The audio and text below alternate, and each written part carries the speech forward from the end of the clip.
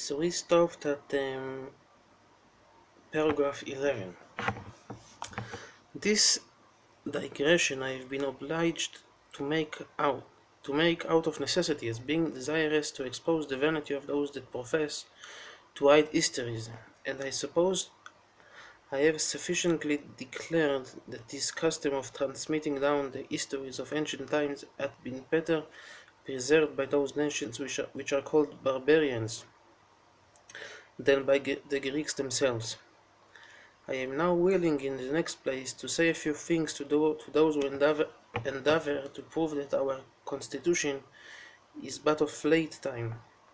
For this reason, as they pretend that the Greek writers have said nothing about us, after which I shall produce testimonies for our antiquity out of the writings of foreigners. I shall also demonstrate that such as cast reproaches upon our nation do it very unjustly. 12. Paragraph 12. As for ourselves, therefore, we neither inhabit a maritime country, nor do we delight in merchandise, nor in such a mixture with other men as arises from it. But the cities we dwell in are remote from the sea, and having a fruitful country for our habitation, we take pains in cultivating that only. Our principal care of all is this, to educate our children well, and we think it to be the most necessary business of our whole life to observe the laws that have been given us, and to keep those rules of piety that have been delivered down to us. Since, therefore, besides what we have already taken notice of, we have had a peculiar way of living off our own, there was no occasion offered us in ancient ages for intermixing among the Greeks as they had for mixing among the Egyptians, by their intercourse of exporting and importing their several goods, as they also mixed with the Phoenicians who lived by the seaside, by means of their love of uh, I don't know this word, lacquer in trade and merchandise. Nor did our forefathers betake themselves, as did some others, to robbery, nor did they, in order to gain more wealth, fall into foreign wars, although our country contained many 10,000s of men of courage sufficient for that purpose. For this reason it was that the Phoenicians themselves came soon by trading and navigation to be known to the Grecians, and by their means the Egyptians became known to the Grecians also, as did all those people whence the Phoenicians in long voyages over the seas carried wares to the Grecians. The Medes, the Medes, the Medes also and the Persians, when they were lords of Asia, became well known to them. And this was especially true of the Persians, who led their armies as far as the other continent, Europe. The Thracians were also known to them by the nearness of their countries, and the Scythians by the means of those that sailed to Pontus. For it was so in general that all maritime nations and those that inhabited near the eastern or western seas became most known to those that were desirous to be writers. But such as had their habitations further from the sea, were for the most part unknown to them.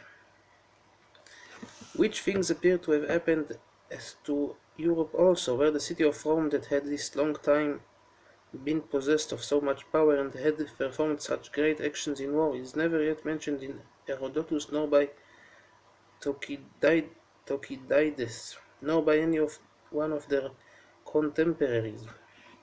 And it was very late and with great difficulty that the Romans became known to the Greeks. Nay, those that were reckoned the most exact historians and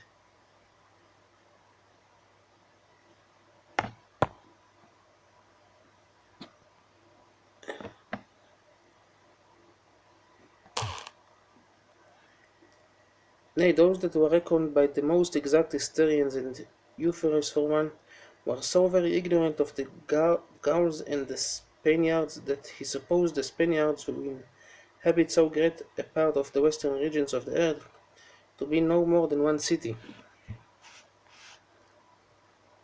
Um, Those historians also have ventured to describe such customs as were made use of by them, which they never had either done or said. And the reason why these writers did not know the truth of their affairs was this, that they had not any commerce together, but the reason why they wrote such falsities was this, that they had a mind to appear to know things which others had not known. How can it then be any wonder if our nation was no more known to many of the Greeks, nor had given them any occasion to mention them in the writings while they were so remote from the sea and had a conduct of life so peculiar to themselves? Paragraph 13. Let us now put the case, therefore, that we made use of this argument concerning the Grecians in order to prove that their nation was not ancient, because nothing is said of them in our records. Would not they laugh at us all, and probably give the same reasons for our silence that I have now alleged, and would produce their neighboring nations as witnesses to their own antiquity? Now the very same thing will I endeavor to do, for I will bring the Egyptians and the Phoenicians as my principal witnesses, because nobody can complain of their testimony as false on account that they are known to have borne the greatest ill will towards us. I mean this as to the Egyptians in general, all of them, while one of the Phoenicians it is known that the Tyrians have been most of all in the same ill disposition towards us. Yet do I confess that I cannot say the same of the Chaldeans, since our first leaders and ancestors were derived from them, and they do make mention of us Jews in the records, on account of the kindred there is between us. Now when I shall have made my assertions good, so far as concerns the others, I will demonstrate that some of the Greek writers have made mentions of us Jews also, that those who envy us may not have even this pretense for contradicting what I have said about our nation. 14. I shall begin with the writings excuse me. I shall begin with the writings of the Egyptians, not indeed of those that have written in the Egyptian language, which it is impossible for me to do, but Manetho was a man who was by birth an Egyptian, yet had he made himself master of the Greek learning, and as is very evident, for he wrote the history of his own country in the Greek tongue, but by translating it, as he said himself, out of their sacred records. He also finds great fault with Herodotus for his ignorance and false relations of Egyptian affairs. Now this Manetho, in the second book of his Egyptian history, writes concerning us in the following manner. I will set down his very words, as if I were to bring the very man himself into a court for a witness. Quote, there was a king of ours whose name was Timaeus. Under him it came to pass, I know not how, that God was averse to us. And there came after a surprising manner men of ignoble birth out of the eastern parts, and had boldness enough to make an expedition into our country, and with ease subdued it by force, yet without our hazarding a battle with them. So when they had gotten those that governed us under their power, they afterwards burned down our cities and demolished the temples of the gods, and used all the inhabitants after a most barbarous manner. Nay, some they slew and led their children and their wives into slavery. At length they made one of themselves king, whose name was Salatis. He also lived at Memphis, and made both the upper and lower regions pay tribute, and left garrisons in places that were the most proper for them. He chiefly aimed to secure the eastern parts, as foreseeing that the Assyrians, who had then the greatest power, would be desirous of that kingdom and invade them. And as he found in the Seit Nomos Setroyet, a city very proper for his purpose, and which lay upon the Bubastic channel, but with regard to a certain theological notion was called Avaris. This he rebuilt and made very strong by the walls he built about it, and by a most numerous garrison of 240,000 armed men, whom he put into to keep it. Thither Salatis came in summertime, partly to gather his corn and pay his soldiers their wages, and partly to exercise his armed men and thereby to terrify foreigners. When this man had reigned 19 years, after him reigned another, whose name was Bion, for 44 years. After him reigned another called Apacnes, 36 years and 7 months. After him Apophis reigned 61 years, and then Jonias 50 years and 1 month. After all these reigned Assis 49 years and 2 months, and these six were the first rulers among them, who were all along making war with the Egyptians, and were very desirous gradually to destroy them to the very roots. This whole nation was styled Ixos, was styled Ixos, that is, shepherd kings. For the first syllable ik, according to the sacred dialect, denotes a king, as is sos, a shepherd. But this according to the ordinary dialect, and of this is compounded Ixos. But some say that these people were Arabians. Now in another copy it is said that this word does not denote kings. End of quote. Sorry. Now in another copy it is said that this word does not denote kings, but on the contrary denote captive shepherds. And this on account of the particle ik, for the ik with the aspiration in the Egyptian tongue again denotes shepherds. That expressly also, and this to me seems the more probable opinion and more agreeable to ancient history. But Manito goes on. These people whom we have before named kings and called shepherds, also, and their descendants, as he says, kept possession of Egypt 511 years. After this, he says that the kings of Thebias and of the other parts of Egypt made an insurrection against the shepherds, and that there a terrible and long war was made between them. He says further that under a king whose name was Alisfragmotiosis, the shepherds were subdued by him, and were indeed driven out of other parts of Egypt, but were shut up in a place that contained 10,000 acres. This place was named Avaris. Manito says that the shepherds built a wall around all this place, which was a large and strong wall, and this in order to keep all their possessions and their prey within a place of strength. But that Tamosis, the son of Misfragmotosis, made an attempt to take them by force and by a siege, with 480,000 men to lie round about them, but that upon his despair of taking the place by the siege, they came to a composition with them that they should leave Egypt and go, without any harm to be done to them, whithersoever they would.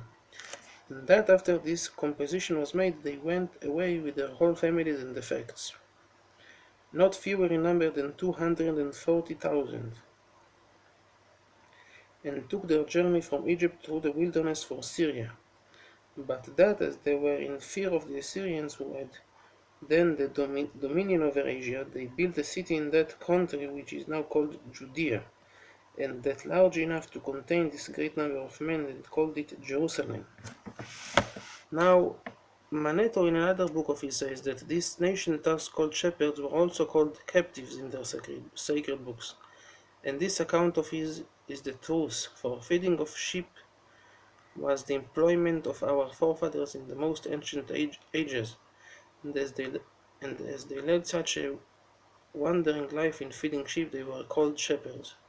Nor was it without reason that they were called captives by the Egyptians, since one of our ancestors, Joseph, told the king of Egypt that he was a captive and afterward sent for his brethren into Egypt by the king's permission.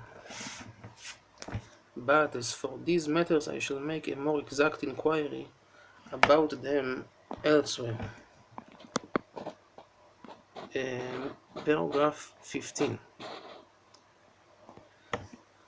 But now I shall produce the Egyptians as witnesses to the antiquity of our nation. I shall therefore here bring in Manetho again, and what he writes as to the order of the times in this case, and thus he speaks, quote, "When these people or shepherds were gone out of Egypt to Jerusalem, Thutmosis, the king of Egypt, who drove them out, reigned afterward 25 years and 4 months, and then died. After him his son Hebron took the kingdom for 13 years, after whom came Amenophis for 20 years and 7 months. Then came his sister Amesis for 21 years and 9 months. After her came Memphres for 12 years and 9 months. After him was Mepharmotosis for 25 years and 10 months. After him was Thutmosis for 9 years and 8 months. After him came Amenophis for 30 years and 10 months. After him came Horus for 36 years and 5 months. Then came his daughter Asencheres for 12 years and 1 month. Then was her brother Ratotis for 9 years. Then was Asencheres for 12 years and 5 months. Then came another Asencheres for 12 years and 3 months. After him Armeis for 4 years and 1 month. After him was Rameses for 1 year and 4 months. After him came Armeses Miamon for 66 years and 2 months. After him Amenophis for 19 years and 6 months. After him came Setosis and Rameses, who had an army of horse and a naval force. This king appointed his brother Armeis to be his deputy over Egypt. In another copy it stood thus: after him came Setosis and Rameses, 2 brethren, the former of whom had a naval force, and in an hostile manner destroyed those that met him upon the sea. But as he slew Ramses in no long time afterward, so he appointed another of his brethren to be his deputy over Egypt. He also gave him all the other authority of a king, but with these only injunctions: that he should not wear the diadem, nor be injurious to the queen, the mother of his children, and that he should not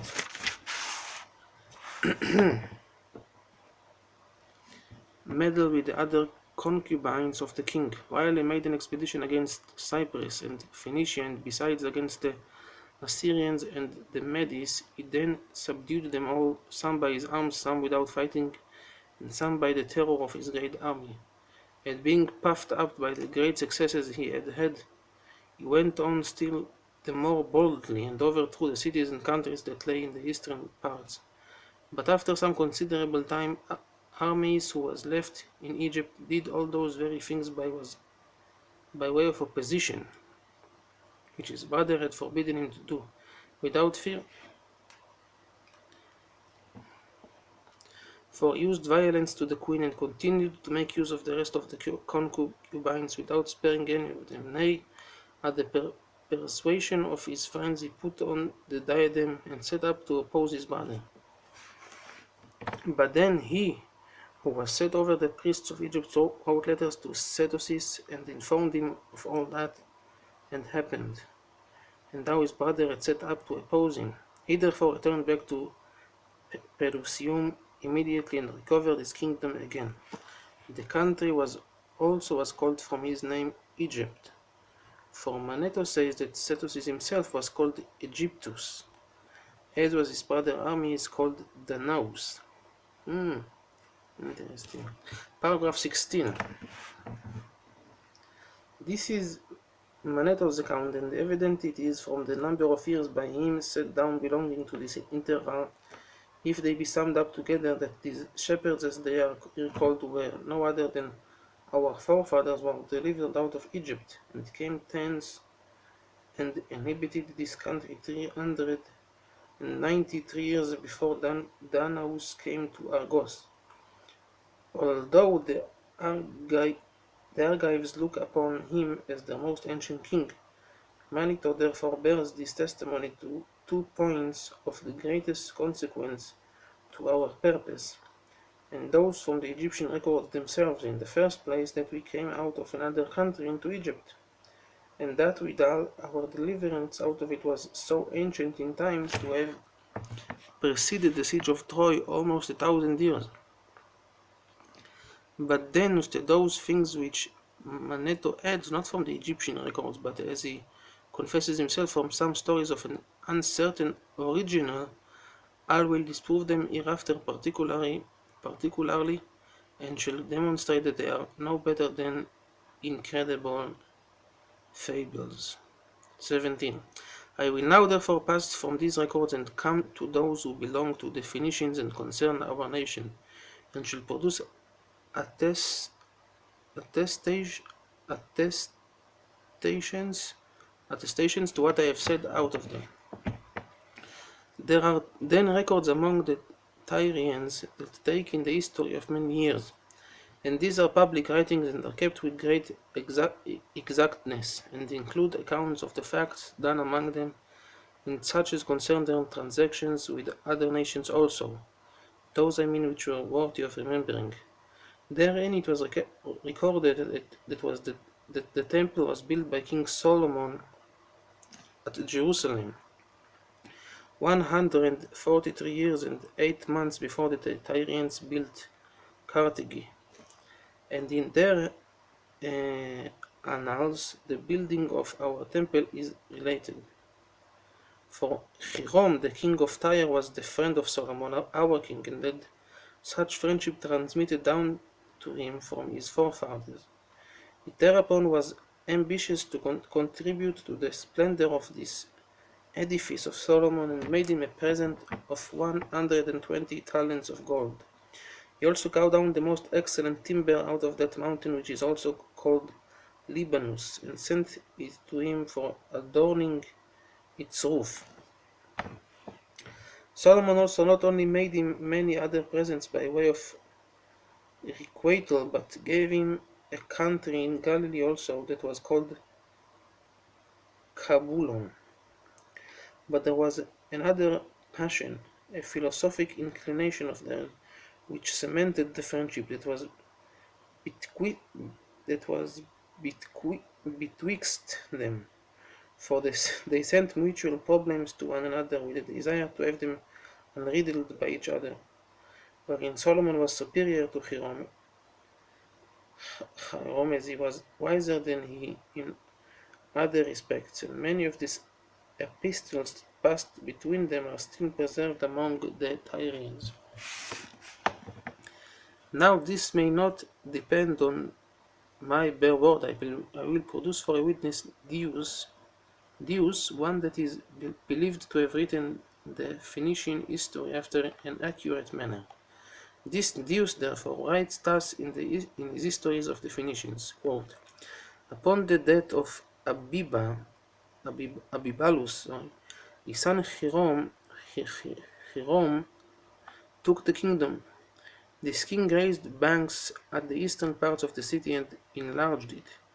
He also joined the temple of Jupiter Olympius, which stood before in an island by itself to the city, by raising a causeway between them, and adorned the temple with donations of gold. He moreover went up to Libanus and had timber cut down for the building of temples.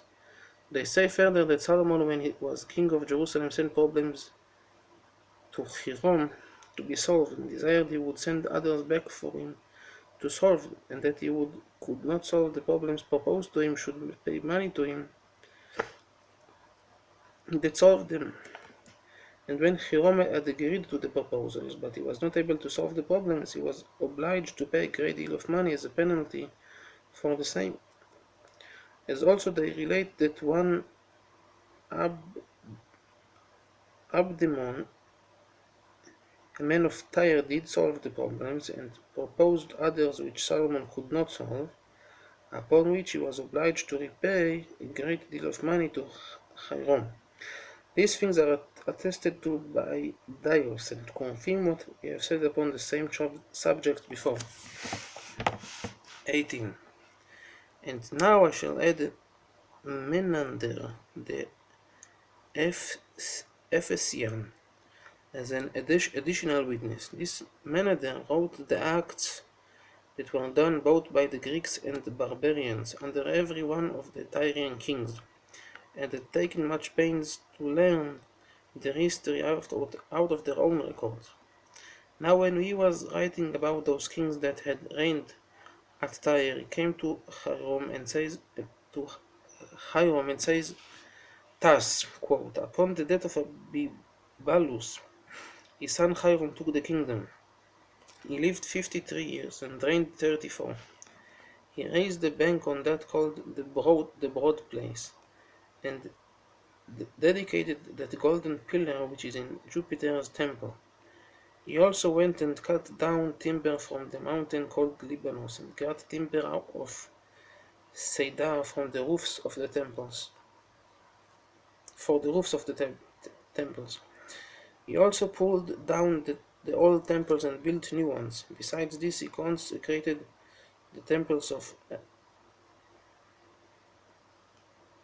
Hercules and Astarte.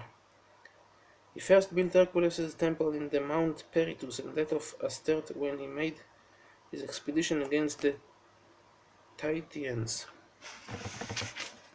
would not pay him their tribute. And when he had subdued them to himself, he returned home. Under this king there was a younger son of Abdemon who mastered the problems which Solomon, king of Jerusalem, had recommended to be solved. Now the time from this king to the building of Carthage is thus calculated. Upon the date of Hiram, Balzarus, his son, took the kingdom. He lived 43 years and reigned 7 years. After him succeeded his son Abdastartus.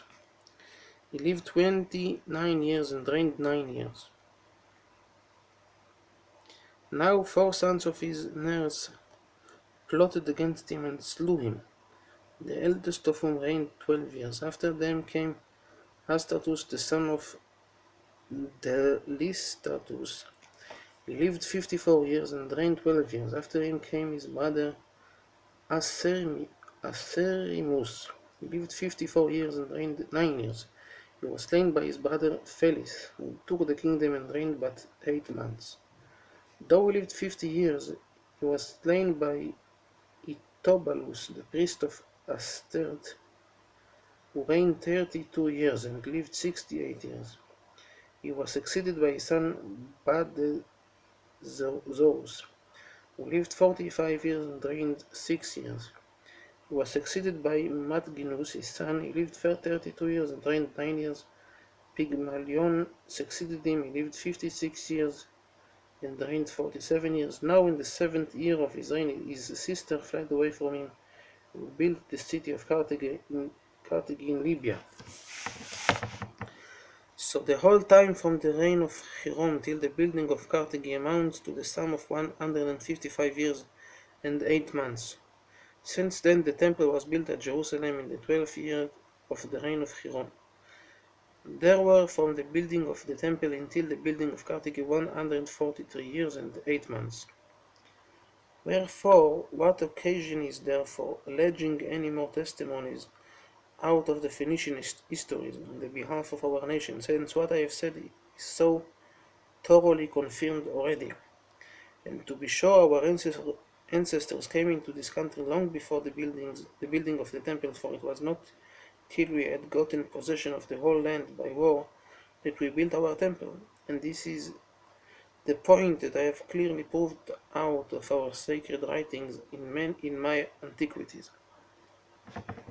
19.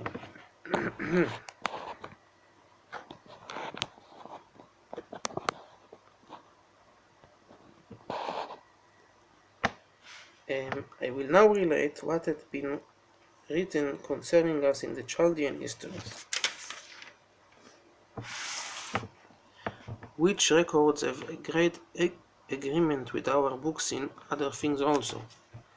Berosus shall be witness to what I say. He was by birth a Chaldean, well known by the learned on account of his publication of the Chaldean books of astronomy and philosophy among the Greeks.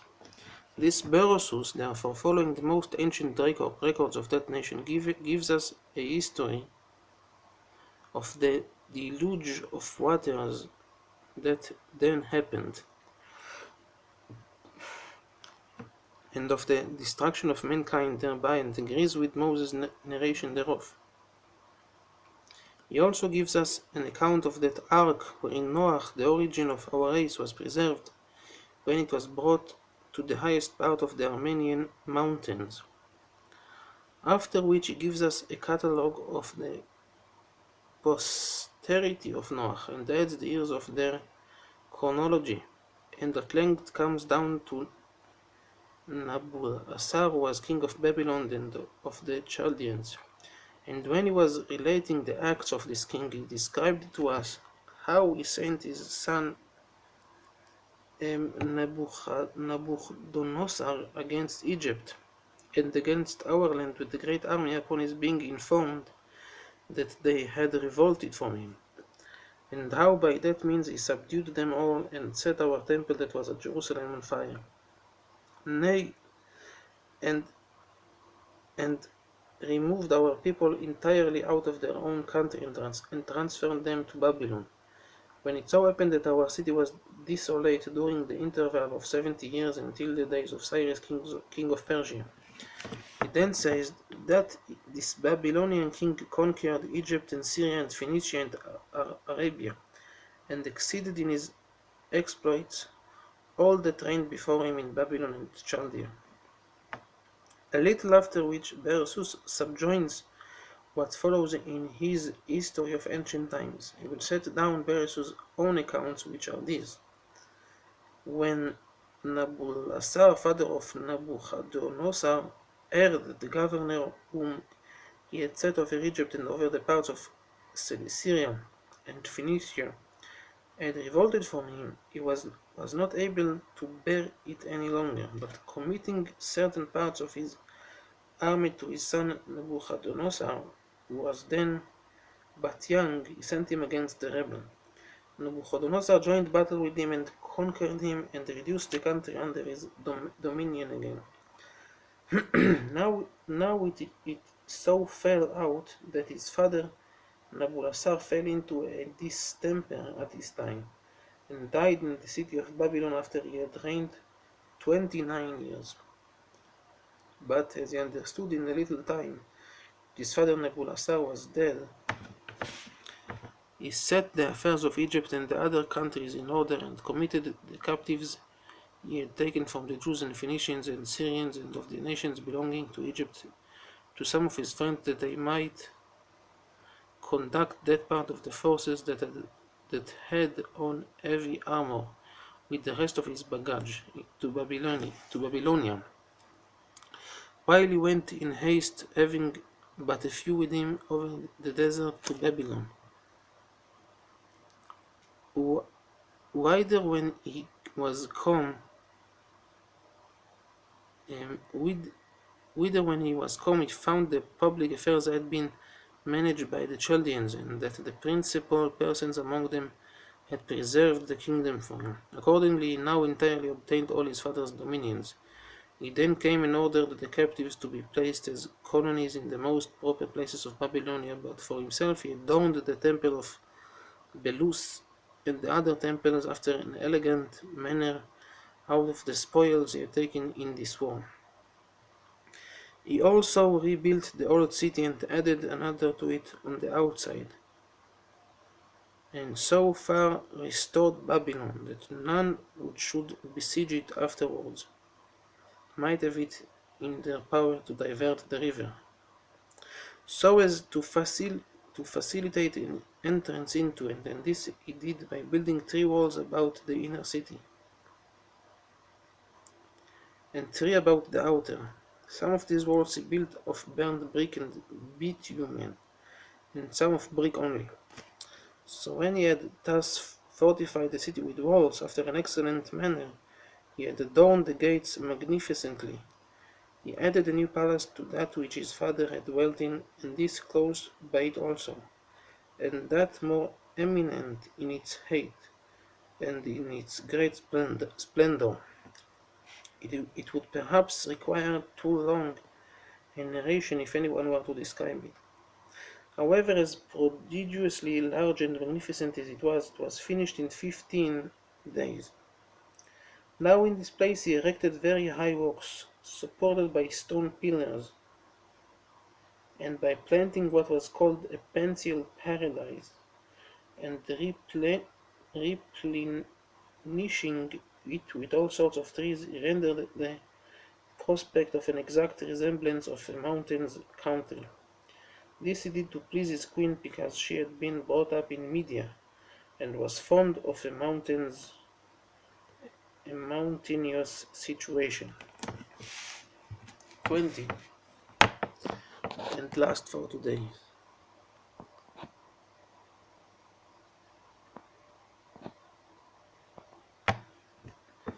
This is what Beresus relates concerning the forementioned king, as he relates many other things about him also in the third book of Chaldean history, wherein he complains of the Grecian writers for supposing without any foundation that Babylon was built by Semiramis, queen of Assyria, and for her false pretense to those wonderful edifices thereto relating, as if they were her own workmanship.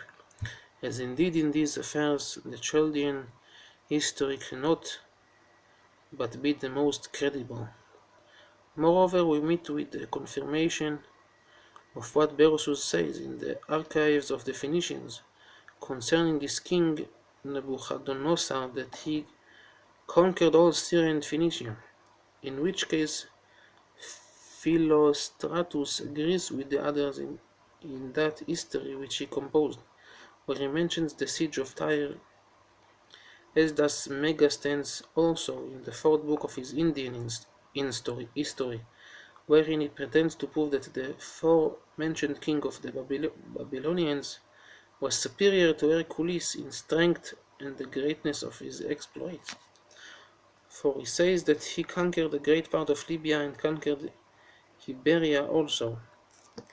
Now as to what I have said before about the temple at Jerusalem, that it was fought against by the Babylonians and burned by them, but was opened again when Cyrus had taken the kingdom of Asia, shall now be demonstrated from what Berosus adds further upon that head. For thus he says in his third book, Nebuchadnezzar, after he had begun to build the forementioned wall, fell sick and departed this life, when he had reigned 43 years, whereupon his son Evil Merodach obtained the kingdom. He governed public affairs after an illegal and impure manner, and had a plot laid against him by Neriglisor, his sister's husband, and was slain by him when he had reigned but 2 years. After he was slain, Nerigilosor, the person who plotted against him, succeeded him in the kingdom and reigned 4 years. His son Laboroscod obtained the kingdom, though he was but a child, and kept it 9 months. But by reason of the very ill temper and ill practices he exhibited to the world, the plot was laid against him also by his friends, and he was tormented to death. After his death, the conspirators got together, and by common consent put the crown upon the head of Nabonidus, a man of Babylon, and the one who belonged to that insurrection. In his reign it was that the walls of the city of Babylon were curiously built with burnt brick and bitumen. But when he was come to the 17th years of his reign, Cyrus came out of Persia with a great army, and having already conquered all the rest of Asia, he came hastily to Babylonia. When Nabonidus perceived he was coming to attack him, he met with his forces and joining battle with him, was beaten, and fled away with a few of his troops with him, and was shut up within the city Borsipus.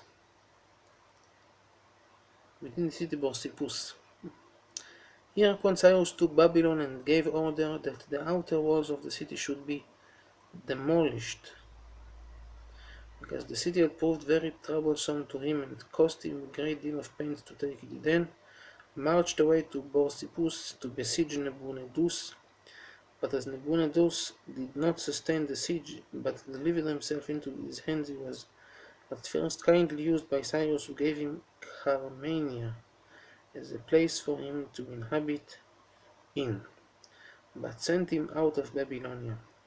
Accordingly, Nabonidus spent the rest of his time in that country and there died.